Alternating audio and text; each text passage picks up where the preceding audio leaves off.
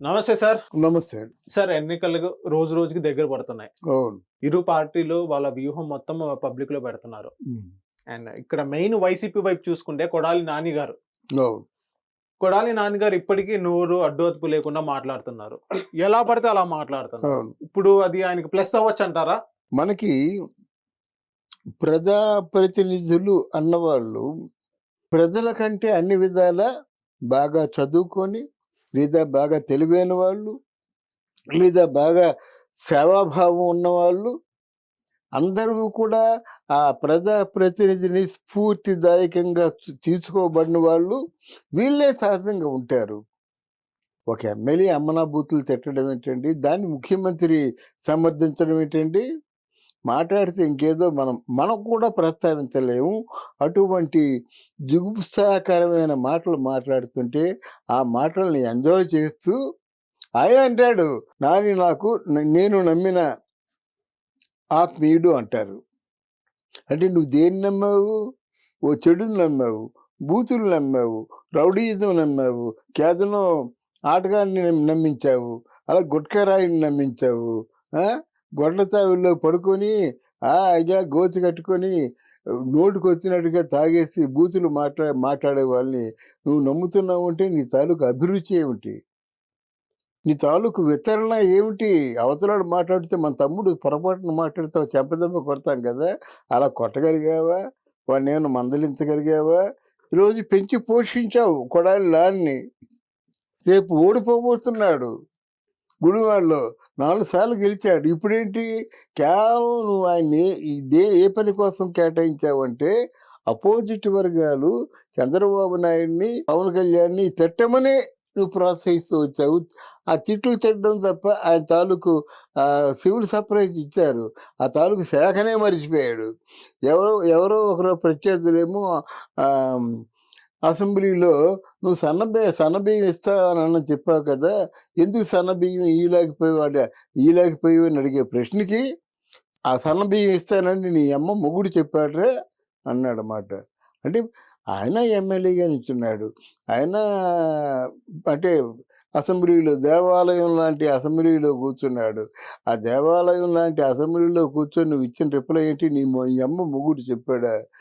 ఏదో బుచ్చిగాడు అది ఇది ఇలా మాట్లాడేసరికి ఒక్క మాట నువ్వు అన్నావా జగన్? ఒక్క మాట నువ్వు అన్నావా? అంటే 4 గోడల మధ్యన తిట్టొచ్చుగా కొడాలి నాని గారికి. ఎందుకు ఇలా అలా అనకూడదని చెప్పొచ్చుగా జగన్మోహన్ రెడ్డి గారు? ఎవరు తెలుసు అంటే 4 గోడల మధ్య తిట్టినట్టయితే మళ్ళీ మరుసటి అసెంబ్లీలో భాష మారిపోతుంది. మళ్ళీ మరుసటి ఏదైనా ఆయన తాలూకు బయట తీసుకున్నప్పుడు భాష మారిపోతుంది కదా. అయ్యో మా అధినాయకుడు చాలా బాధపడ్డాడు, పొరపాటున కూడా ఎలా మాట్లాడకూడదురా బాబు, అందరినీ గౌరవించాలి. ఆ బాలకృష్ణని తీసి పారేశాడు, లేకపోయినట్టయితే ఆ పురంధరేశ్వరుని కూడా తీసి పారేశాడు, చంద్రబాబు నాయుడిని తీసి పారేశాడు. చంద్రబాబు నాయుడు భార్య ఒకే మాట అన్నది, అది చాలా గుండెల్లో గుచ్చుకుంది ఆ మాట. ఏమన్నారంటే, ఒరేయ్ నేను ఇంట్లోంచి బయటికి రాలేదు, నన్నెందుకురా ఆడిపోసుకుంటారు, నా దగ్గర తిన్న అన్నం కూడా అన్నం నా తాలూకు ఒక బంధువర్గం అనుకొని నేను మీకు అన్నం పెట్టాను, అన్నం కూడా గుర్తు రాలేదనే మాట ప్రాణం చివుకుమందమాట. ఎంత దుర్మార్గుడైనా ఎంత రాక్షసుడైనా సరే ఆ మాటకి వెంటనే దండం పెట్టారన్నమాట. సిగ్గు లజ్జ చీము నెత్తురు ఏది లేకుండా మాట్లాడుతున్నారంటే వాళ్ళు ఏమనుకోవాలి? ఆ మాటలు ఎంజాయ్ చేస్తున్నాడు అనుకుంటే ఈయనేమనుకోవాలి? ఒకసారి ప్రజలు ఆలోచించుకోవాలన్నమాట. అంటే రాజకీయం అంటే ఇది కాదు, అధికారం అంటే ఇది కాదు. అధికారం అంటే వాళ్ళ కుటుంబం గురించి మర్చిపోయినా సరే మీ తాలూకు మీ ప్రాంతంలో ఎంతమంది పేదవాళ్ళు ఉన్నారు, ఎంతమందికి ఉద్యోగాలు లేవు, ఎంతమంది ఆదాయం ఎలాగుంది, ఆదాయం తక్కువ ఉంటే ఎటువంటి ఏర్పాటు చేసి పెట్టాలి. డబ్బున్నోడికి ఎందుకండి దండగా? నిజాయితీగా వెళ్ళి వీళ్ళు పేదవాళ్ళు, వీళ్ళకి సహాయం కావాలంటే బాగుంటుంది, కానీ 2 కార్లు ఉన్నోడికి పెన్షన్ ఇస్తారా? 2 కార్లు ఉంటాయి, 2 బిల్డింగులు ఉంటాయి, వాళ్ళకేమో 3000 పెన్షన్ ఎక్కడండి? సూటుగా అడుగుతున్నాను అనమాట. మీ ఎంత గుడ్డి పరిపాలన? మీరు పెన్షన్లు ఇవ్వండి, మీరు అన్ని పథకాలు చేయండి. ఎవరైతే నిజంగా నిస్సహాయ స్థితిలో ఉన్నారో వాళ్ళకి పథకాలు ఇవ్వండి. వాళ్ళకి పథకాలు ఇవ్వకుండా ఏమిటో ఇదంతా మన వైసీపీ వర్గం వీళ్ళకి ఇచ్చేయాలరా, ఇదంతా మనవలేనరా, రెడ్డికో సామాజిక వర్గం వీళ్ళకి ఇచ్చేయాలరా అని ఎంతకాలం మీరు ఇలాగ ప్రజల కళ్ళు మూసి ప్రజలకి నోటుకు అందవలసినటువంటి కూడు తీసేసి బలిసిన వర్గాలకి పెట్టి సమాజాన్ని అతలాకుతలం చేస్తారో మీరు ఆలోచించుకోవాలి. ఈరోజు మీరు చెప్పిన కొడాలి నాని పరిస్థితి ఏమిటి? గెలుస్తాడా? సార్ అక్కడ వైసీపీ వర్గం ఏమంటుందంటే గెలుస్తారా అని మీరు అడిగారు ఇప్పుడు. ఉమ్, కొడాలి నాని గారు ఎంత బూతులు మాట్లాడినా గానీ, ఎంత ఉమ్, రాజకీయంలో ఎంత స్ట్రెయిట్ ఫార్వర్డ్ ఉన్నా గానీ, ఉమ్. ఆయన నియోజకవర్గంలో కొడాలి నాని వైపు సానుకూలంగానే ఉంది అని వైసీపీ క్యాడర్ అంటుంది. మీరేమంటారు దానికి? అంతే అక్కడ కదా. వెనుగండ్ల రాము గారు ఓడిపోవచ్చుగా, కొడాలి నాని గారు గెలవచ్చుగా. రాము గారు ఓడిపోరండి. రాము గారి మీద కంప్లైంట్స్ లేవు ప్రజల్లో. ఉమ్, కానీ కొడాలి నాని మొత్తం ఇన్ అండ్ అవుట్స్ అన్ని తెలుసు ప్రజలకి. అప్పుడు అంతకుముందు సరిసమానమైనటువంటి ఆ ప్రత్యర్థులు లేరు కనుక మాట నెగ్గించుకున్నాడు. ఇప్పుడు చంద్రబాబు ఉన్నాడు, పవన్ కళ్యాణ్ ఉన్నాడు, మోడీ ఉన్నాడు. అర్థమైందా? ఒక పురంధరేశ్వరి ఏం చేసింది?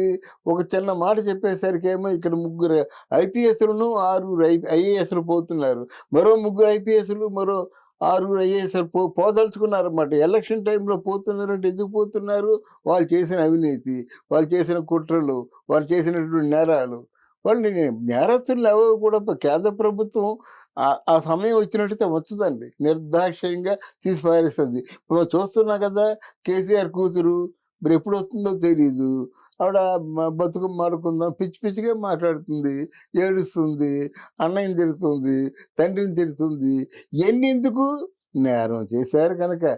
నేరస్తులు ఎవరు కూడా కోర్టు నుంచి, సిబిసిఐ నుంచి, అవినీతి శాఖ దగ్గర నుంచి కూడా తప్పించుకోలేరండి. తాత్కాలికమే అది, బట్ అనిపిస్తుంది కదా. ఎందుకండి? ఒక 12,000 రూపాయలు ఇంట్లో ఉన్నప్పుడు చాలా హాయిగా ప్రశాంతంగా భర్తతో ఉండేది, ఆ కొడుకు కూతురుతో ఉండేది. ఇప్పుడు ఏంటి ఆ జీవితం ఎప్పుడు వస్తుందో తెలియదు. అది వాళ్ళకి టింగ్మన కొట్టగాని చెప్పుకొట్టుకున్నారు. ఏది వాళ్ళు ఏ ముద్ద పడేస్తే ఆ ముద్ద తినడం. అలాగే పొద్దున కొడాలి నాని కూడా ఇది అంటే మినహాయింపు ఏముండదు. నేరాలు ఎవరు చేసినప్పుడు కూడా మినహాయింపు ఉండదు. ఇప్పుడు చర్లపల్లి జైల్లో జగన్ ఉన్నాడంటే ఆయనకేమైనా ఆయన ఏమైనా పెద్ద నాయకుల్లా చూసారా?